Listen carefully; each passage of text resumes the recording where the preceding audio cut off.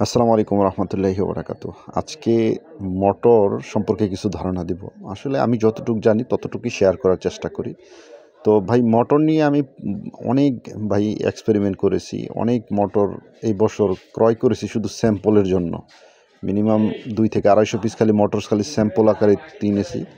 আসলে ভালো মোটর, ভালো মোটর কোনটাকে বলে বা কেমন ভালো মোটর? সেই বিষয়টা জানার জন্য মূলত এই ক্রয়গুলো করা আরকি। বিশেষ করে বাজারে প্রচুর লেখা আছে কপার মোটর। আসলে আমরা যারা টেকনিশিয়ান তারাই বলতে পারে যে একটা মোটরের মূলত এম্পিয়ারের উপরে নির্ভর করে। যেটা ডিসচার্জ এম্পিয়ার সেটার উপর নির্ভর করা হয় মোটরের গুণগত মান। ২ টা মোটরের পার্থক্য আপনাদের দেখাই। এটা হলো RS 555 6 ভোল্টের মোটর। দোনোটাই কপারের মোটর লেখা আছে এবং দোনোটার দেখতে একরকমেরই। কিন্তু অর্ধেক ডিফারেন্স। তাদের কাছ থেকে কিনতে গেলে তারা একটা জিনিসই বলে যে ভাই কপার মোটর এবং অনেক স্পিড। আসলে আমাদের কি অনেক স্পিড দরকার?